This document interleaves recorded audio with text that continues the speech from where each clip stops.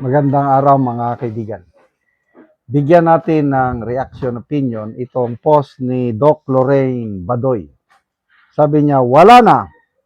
Joel Villanueva, tapos ka na.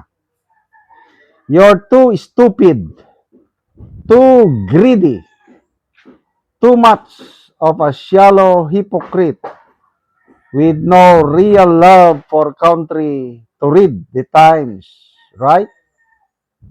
BBM is -15. Idiot.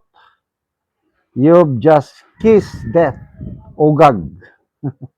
Talagang ang bibigat na mga salita.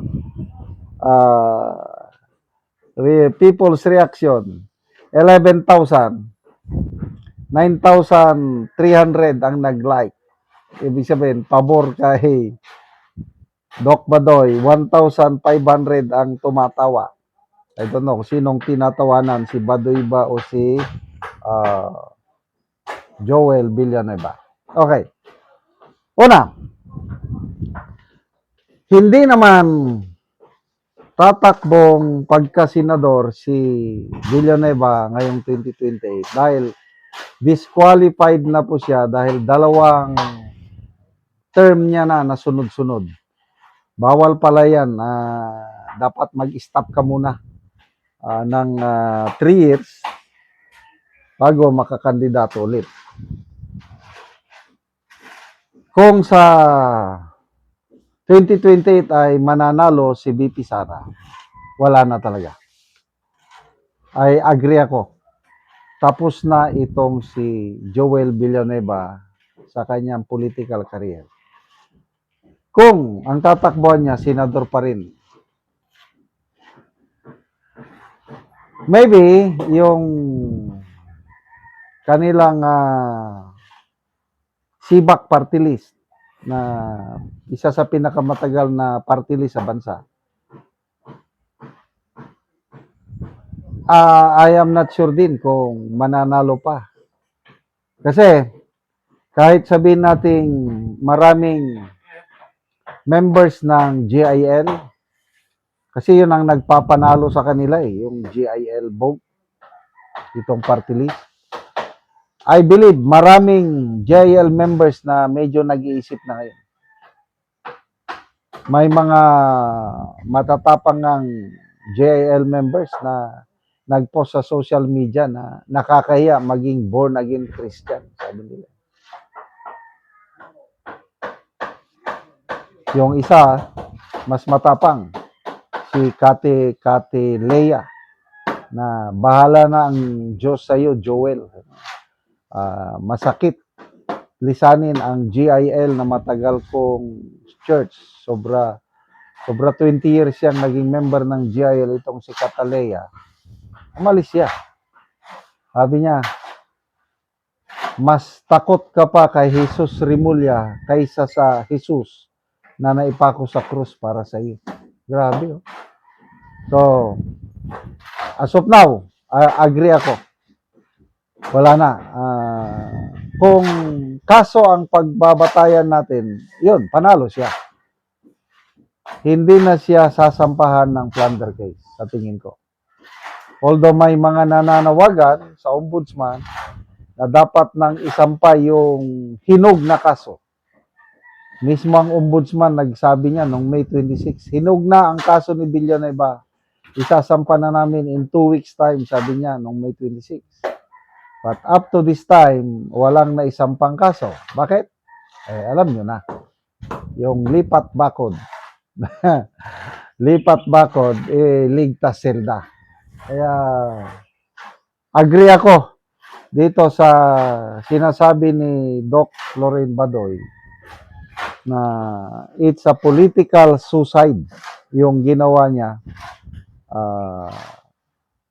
Mahirapan na siyang makabangon pagdating sa politika.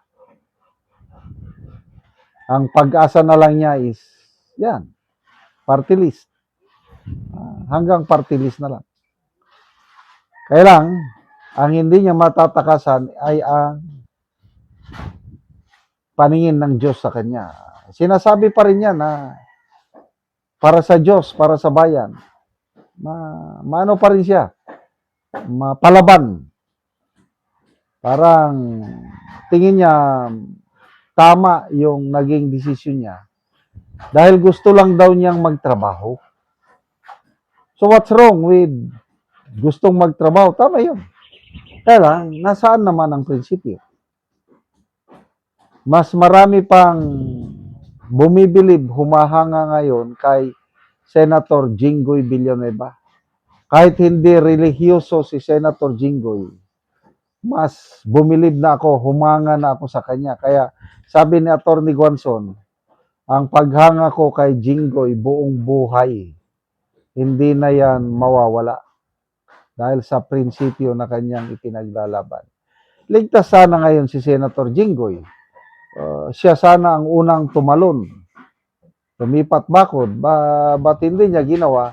Dahil sabi niya, if ang pagkakakulong is the price I had to pay, so be it.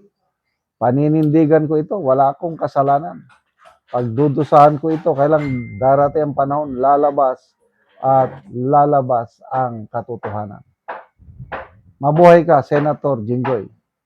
So for Senator Villanueva and Senator Escudero, ang dalawang tumawid bakod, good luck. Trabaho lang daw ang pinupuri kayo, pinupuri sila ng majority black. Mga bayani daw.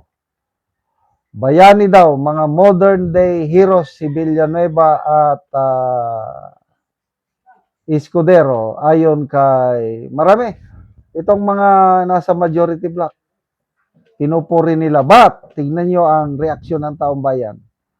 Marami ang tumatawa, marami ang galit dito sa dalawang senador. Kaya, history will judge them, but more importantly, ang Diyos na nakakakita sa puso ng bawat tao. Ano ba talaga ang motibo nila? Hindi nila maitatatwa sa hukuman ng Diyos pagdating ng panahon. Salamat mga kaibigan sa inyong pagsubaybay sa channel nito. Nakakatulong kayo ng malaki sa tribong Talanding ng Bukidnon dahil ang sweldo natin sa channel nito is pantulong po sa tribo. Namimigay tayo ng libreng yero at pako para makapagpatayo sila ng mas maayos na tirahan. Panoorin nyo ang video na ito. Mong natagot ng gero.